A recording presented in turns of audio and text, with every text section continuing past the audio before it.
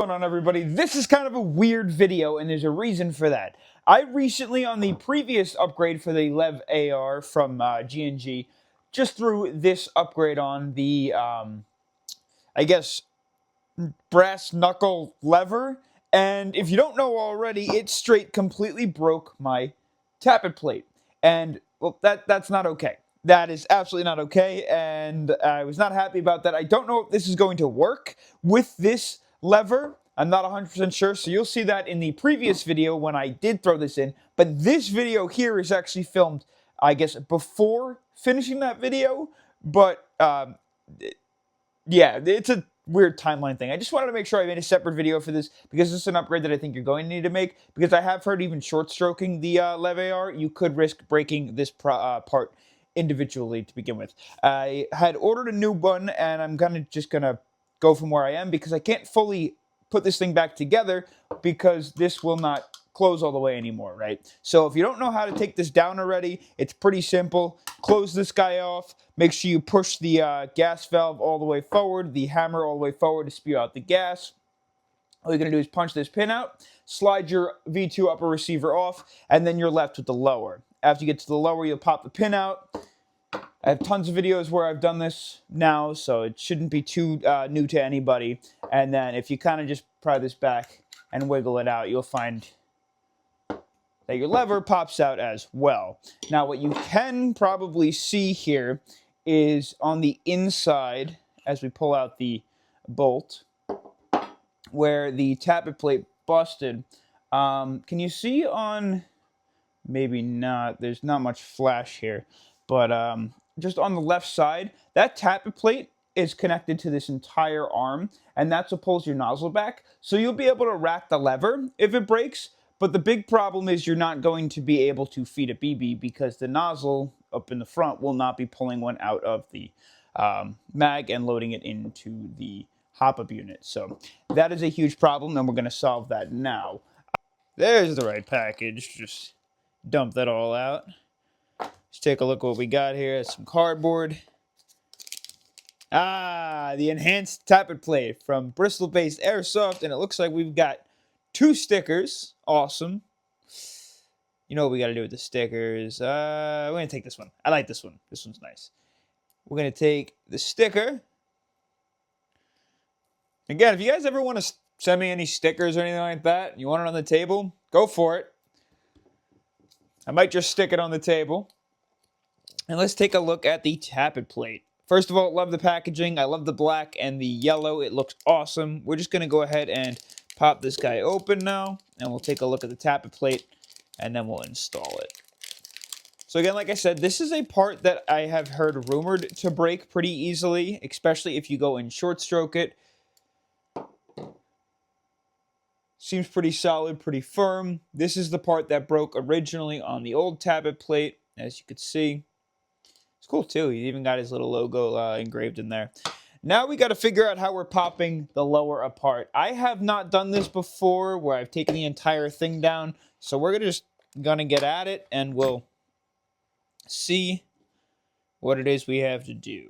So we're just going to knock these 2 pins out really quick. I think we have to go this direction.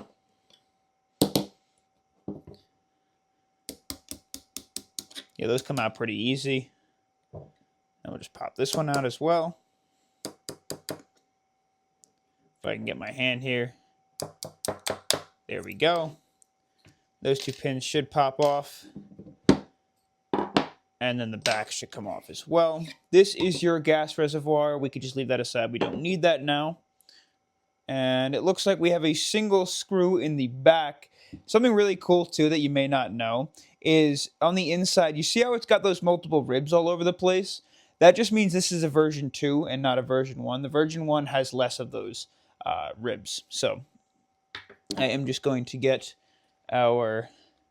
I guess this one doesn't come with an extender. I'm going to have to pop this out, the old driver.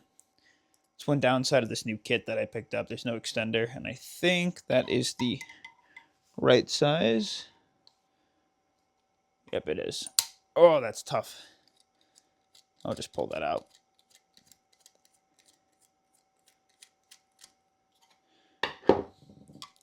And now pops that little bolt and your handguard.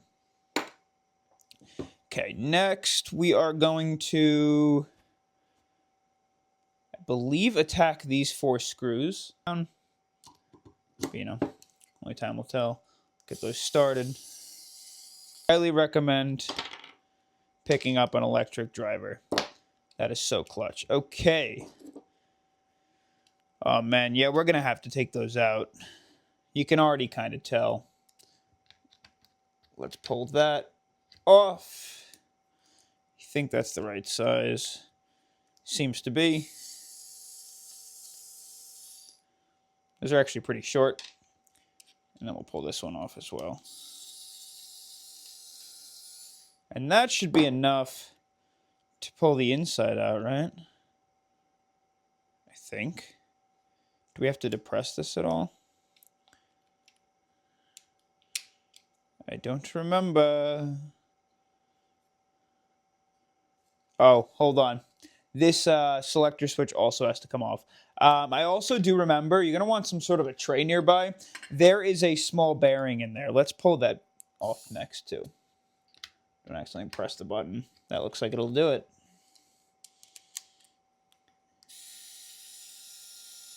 Keep some pressure on that.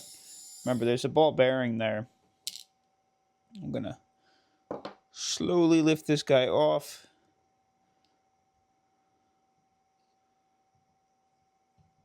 You see that little ball bearing? Just don't lose that. Now it should come apart. I think this just slides up and out.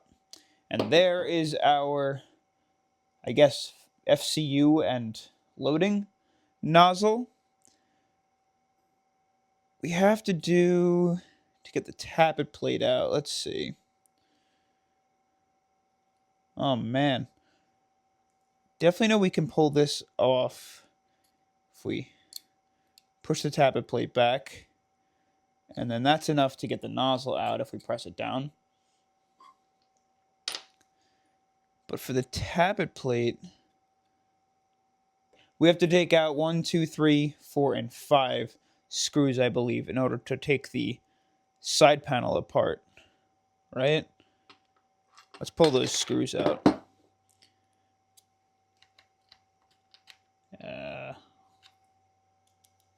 This should be the right size.